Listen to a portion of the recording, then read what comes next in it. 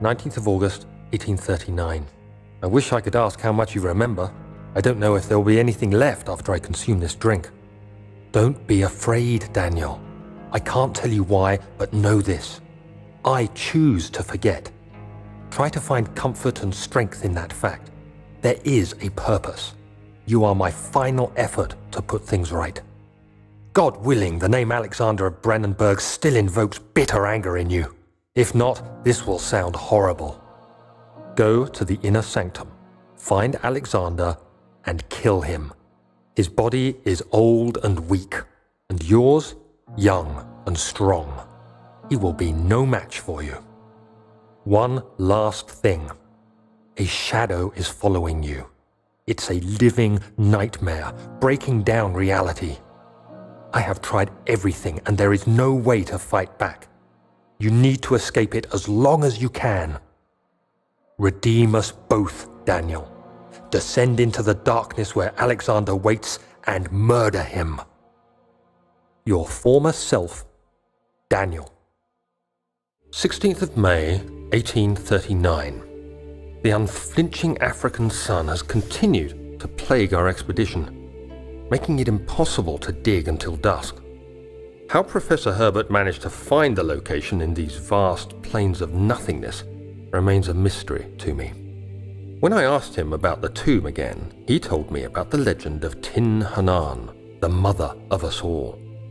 An interesting story in its own right, but I can't help feeling there's more. Later that evening, we uncovered a passage beneath the dunes leading to a sand-covered stone structure. The professor was confident it was the tomb we sought and ordered the others to clear the way late into the dark, cold night. Tomorrow, I shall lead the men into the ancient structure, hoping to reach the burial chamber. No matter what the professor is keeping from me, the dig should yield something interesting to take back to London and the British Museum. 17th of May, 1839. My hands tremble as I write. I feel a need to document my tribulation, for I fear that my memory will fail me if I linger.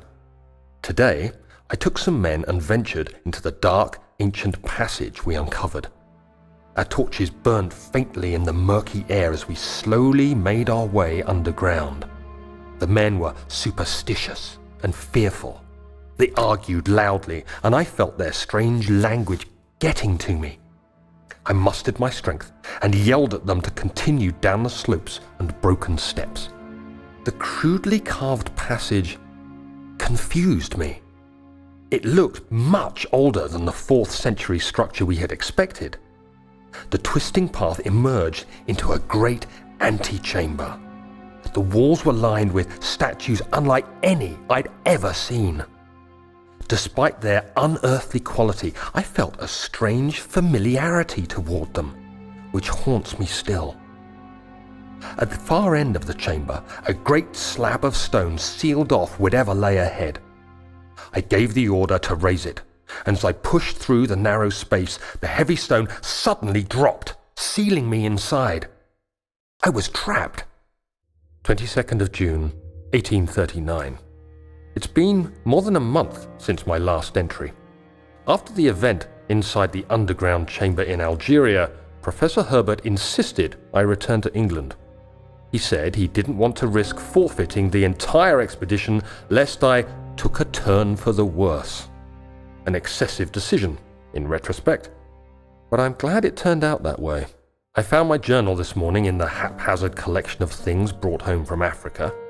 Next to it lay the broken stone orb wrapped in cloth. I tried to assemble it, but couldn't.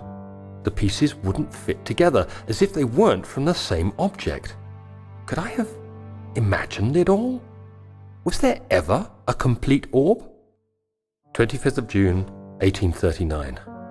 I feel the need to continue this journal, even though it was intended for my journey to Africa. This must be something very important. I just know it. I've taken it upon myself to piece the orb back together, but it's been more difficult than one might think. The pieces are behaving strangely. They seem to change color, shape, and texture, but ever so slightly. Yesterday, I took careful measurements and notated any significant markings. Today, I confirmed my suspicions. They were changing. I was terrified and rushed off to see the finest geologist in London, Sir William Smith. I approached the subject with care and we discussed how rocks change form. He told me about the nature of glass, how it eventually collapses on itself, like ice slowly melting over the course of centuries. Smith eased my mind a bit, but I can't escape the feeling that these shards have otherworldly properties. 2nd of July, 1839. I received a letter today from the Algerian governor's office disclosing the fate of Herbert's expedition. About a week after my departure, Abdullah, one of the men traveling with us, returned from the desert. He was badly injured, as if maimed by a lion. The man rambled deliriously about the expedition being attacked by something horrible. The French quickly dispatched a search party to look for the expedition. After searching for days, they found the camp abandoned without any trace of Herbert or his men. Tomorrow, I'll retrieve the things they recovered from Herbert's tent at the customs house. I don't know what to make of it, but I'm worried for him. 3rd of July, 1839. Today I picked up Herbert's things at the customs house. I dug through the trove of documents he had carried and found a log detailing the expedition. The nature of this text ranged from quick notes to colourful accounts of transpired events. I skimmed the pages, trying to figure out what might have happened. May 17th, the day I was trapped inside the orb chamber, Herbert dryly states, "Recovered Daniel after 1 hour of entrapment." This confused me greatly. I was suffocating within minutes. How could I have lasted an hour? I continued reading the peculiar text. Herbert states his facts without judgment or passion, but suddenly I could read frustration into his text. He pushed his men to investigate the underground tomb, an effort which seems to have strained the minds of his men. Madness spread through the ranks, and Herbert had to take some extreme measures to continue. He finally visits the chamber himself, where he retrieves the orb to the surface. His account confuses me greatly. If he has the orb, what are those pieces in my drawing room? 4th of July, 1839. It's done! The orb is assembled. I was awakened by an exhausting nightmare. Shaking and sweating, I retired to the drawing room with a cup of tea. The relic pieces lay spread across the table as I'd left them, but somehow I knew how it was supposed to be. I fetched the tar, which I had prepared to fix the pieces together, and without fault I joined them, producing the orb I remembered so clearly. The tar proved unnecessary. It was pushed out from the joining pieces as they merged on their own, with no adhesive. The ancient stone relic now rests on my table. Its immaculate surface and perfect shape could have been molded by a factory. This is all too strange. 5th of July, 1839. Today I went to the university looking for answers. I was able to sneak into Herbert's office and pick up an address book along with some relevant textbooks. Professor Taylor at the Faculty of History was very helpful, and I managed to approach the subject of the orbs. The most interesting aspect was the prevalent trace they had left in our culture. The mythic orbs may, in fact, have inspired the globus cruciger, which so many royal regalia holds to this day. In ancient times, the orbs were held by priests as a symbol of the sun and its power. As I was leaving, I overheard a disturbing conversation. Sir William Smith, the geologist, was killed last night. Less than a fortnight had passed since I'd asked for his expertise. I know it's silly, but I can't help feeling responsible somehow. 14th of July, 1839. I've read every book I can find on the subject.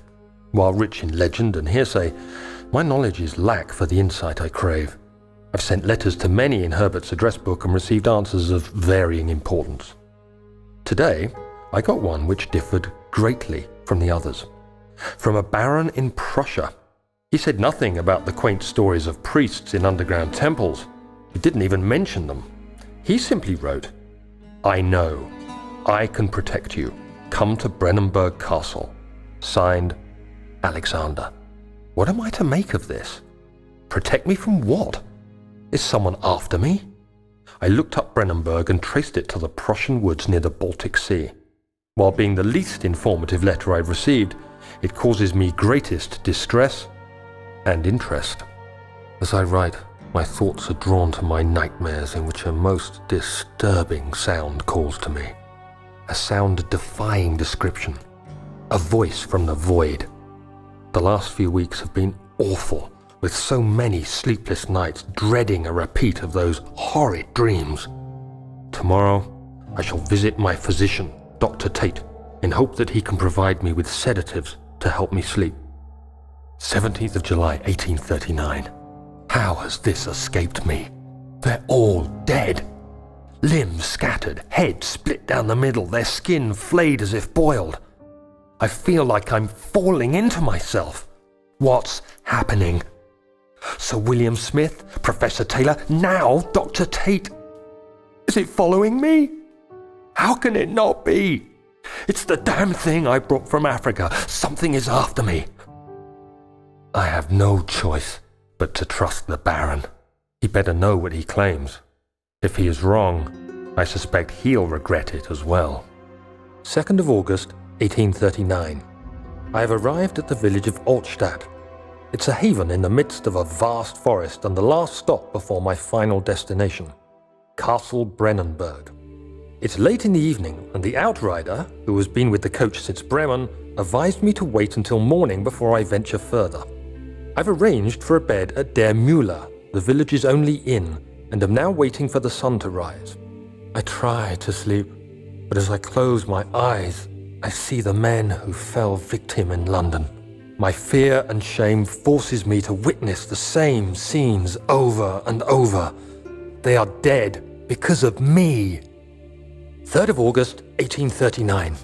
I feel like I have fled the world and all its worries. Brennenburg is a majestic creation perched upon a forest-clad hill with towers reaching well above even the highest pine trees.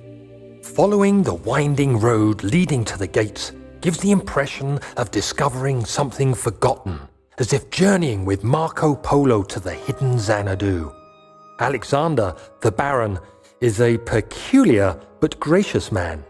He seems well versed in worldly matters and is not at all as eccentric as I assumed. My room is exquisite, and I'm confident that no hotel for miles could even hope to match it. As the sun sets on Brennenburg, its fairy tale varnish turns to an eerie gloom. Alexander's strange servants are never far away. They are a quiet lot, and their behavior could only be described as skulking. Alexander seems pleased by my presence. As he puts it, it seems like I got here just in time. 4th of August, 1839. The nightmares woke me in the early morning, and for a moment I forgot where I was. Shortly after, there was a knock on my door. Alexander had heard my screams and asked me to join him in the parlor. As we drank our tea, Alexander began to tell me what he knew. It seems like the orb I found casts a long and dark shadow. It's not only a powerful item, but a dangerous one. Simply by touching it, you invoke the powers within, and if you are too weak to control it, it will devour you. The shadow is a sluggish thing, lagging behind the wielder, killing anyone or anything in its path to reclaim the orb. I said I didn't care about its powers, and that I should throw it away. Alexander advised against this, as I'd still be a part of the path to the orb, and eventually suffer death. Having the orb, I would at least have the chance to fight back when the time came. I asked Alexander what he meant when he said he could protect me, and he answered that things can be done, but at a price. 7th of August, 1839. There is no denying that Alexander puts a lot of faith into what I can only describe as magic. I'm not surprised. Even while traveling across Europe, I assumed I would have to embrace the supernatural to save my mind and life. As a novice, I do everything in my power to stay focused and not dwell too much on my own doubts. Alexander woke me up early and told me it was time we got started on our work. He was obviously excited to get going, and we headed downstairs to the old dungeon where he preferred to attempt his rituals. It turns out that Alexander is a true Renaissance man, paralleled only by Da Vinci, I'm sure. He showed me several rooms fitted for specific research, such as anatomy studies, alchemy, and botany. The crown of Brennenburg must be the inner sanctum, a most hallowed ground where we shall attempt to permanently banish the orb's shadow. 8th of August, 1839. I could never be certain until today that I was on the right path. Using my orb, Alexander managed to channel its power unto us. The inner sanctum flared with blue, fiery light, and I could feel the same things I felt in the dark chamber in Algeria. It was like standing in a mad whirlpool of impressions.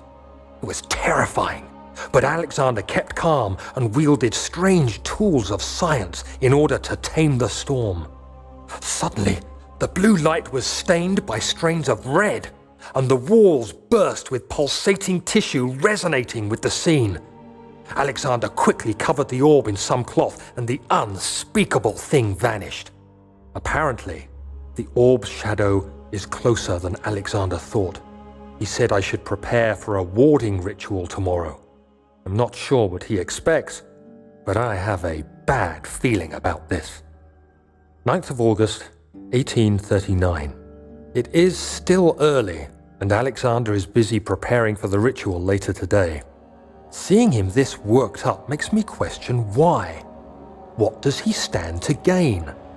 I realize he is curious about it all, but surely there must be more. Is he so foolish he will attempt to tame the power of the orb? I must admit that yesterday, when Alexander flooded the inner sanctum with blue light, I realized we had but graced the orb's true potential. This might turn out to be more than escaping a creeping shadow. It might be the beginning of something truly extraordinary. 9th of August, 1839. I can't stop sweating and shaking. The warding ritual was not something of a sane mind. I did not even realize the dungeon was still in use. Alexander had his servants bring one of the prisoners, a murderer, he told me. Alexander made all the arrangements, but he said I had to perform the ritual in order to have the right effect. The shadow could be led astray by the blood of another. Killing the man would provide us precious time. What else could I do? Alexander said it had to be done. He is saving my life. I don't have the luxury of argument. 12th of August, 1839. The banishment ritual is taking longer than expected, and we have to do what is needed. I spend my time helping out the prisoners. Being around these degenerates makes me ill. None of them even tries to face their punishment with any kind of dignity. They taunt me with their lies of innocence and their cowardly pleas of mercy. What can make a man fall so far from the grace of a civilized existence? They are all wicked men, and I remind myself of it constantly. Still, I am thankful for God sending these monsters our way, as they will serve as the instruments of my salvation. I try to study the different tools in the torture chamber and learn how to use them effectively. Last time was messy, and the effect suffered from my inexperience. When the next warding is to be performed, I shall be ready. 18th of August, 1839. I cannot believe what I have become. One of the girls escaped and I chased after her all the way upstairs. I hunted her down, and what is a life worth? How many lives can I take before I surrender my own? Sure, I would kill a murderer to save an innocent, but to kill an innocent to save myself? A cold-blooded murderer. 19th of August, 1839. It's not fair. I'm not to blame. I've been manipulated by that demon. He played my guilty conscience and duped me into facing the shadow alone. That vile, conspiring man. He expects me to meet my death as he steals power beyond imagination? Alexander, I will kill you for what you have done. If only the shadow had caught me in London or Algeria, I wouldn't have to suffer this humiliation. You made me a murderer. A monster. And now, I merely await my death. I am too weak to press on. I can hardly stand as my knees fail me. I cannot see as my eyes are dressed in tears. I am as broken as the men I've tortured. If only I could wipe my fear away, as we did with them.